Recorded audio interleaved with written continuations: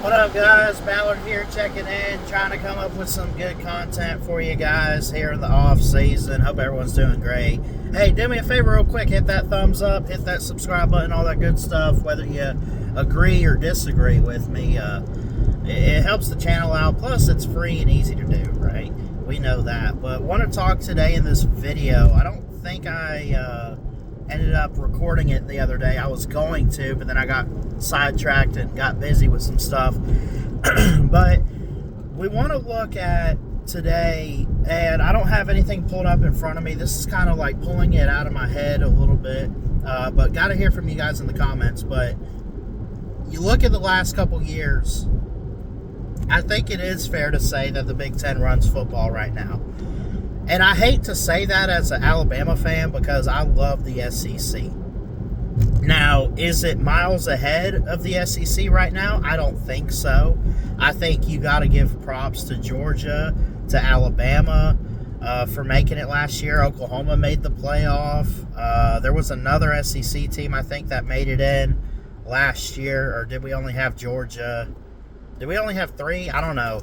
Tennessee made it a couple years ago. So, I mean, to be fair, the SEC has had their fair share of chances to get back on top of college football. But ever since Georgia went back-to-back, we haven't had a SEC national champion, right? So, I want your thoughts in the comments, and I'll kind of give my thoughts too. I think it starts with Georgia this year, but realistically, who can end the Big 12, or not the Big 12, the Big 10, I'm sorry. Who could end their run? Who could win it from the SEC? Who could go, not necessarily undefeated, maybe they take a loss, maybe they take 2 losses, or do you kind of have what you had with Alabama last year, you get in with 3 losses, whatever the case. If you get in the playoff, you have a realistic shot to run the table, right? I think it starts with Georgia. After that, you got to kind of pick and choose a little carefully.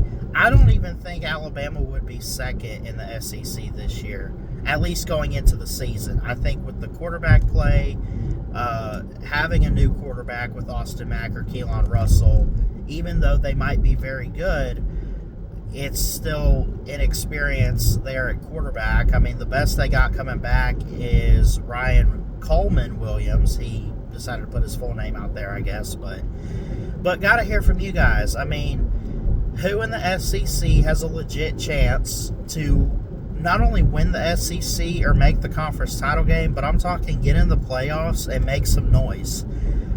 You had some good teams last year like Missouri, but towards the end of the season it kind of fell off a little bit. Texas got off to a great start, not the best finish.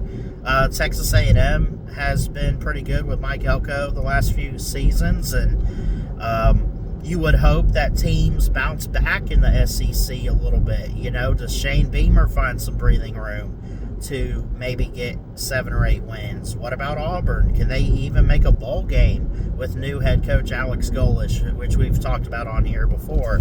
So, and then, you know, Ole Miss. You know, you look at Ole Miss making the playoffs. They made a semifinal game with Pete Golding. Pete Golding. Gosh, Alabama fans ripped on him because he couldn't run a defense. He led that team all the way to a national semifinal. And that was technically Lane Kiffin's team, but still, come on. So you got Ole Miss on the radar a little bit. Speaking of Lane Kiffin, you got LSU. So there's a handful of new coaches. There's a handful of teams that need a really good season, but also I think have potential to have a good season. But overall, does it? I think the big question I want to ask is, even though Georgia and Kirby Smart are the best in terms of what they've been able to do with current coaching, current players and stuff, like, you know, if you were basing it off of current position, Kirby is the best. All because, and well, not all because, I mean, he's doing his own thing, and I'm not trying to say that it's because Nick Saban retired necessarily that he's in first place, although let's just call it what it is. But after Georgia, like, does Alabama have a legit chance, even though they got to break out a new quarterback this year?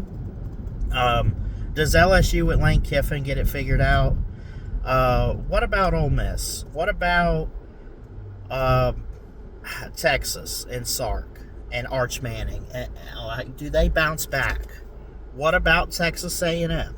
Got to look into them a little bit. I haven't talked much about them this offseason, but yeah, just kind of thinking here as I'm headed to work, what's next for the SEC? Who's next for the SEC? Remember, we got rid of divisions when Texas and Oklahoma might be the team. Who knows? Are they a dark horse?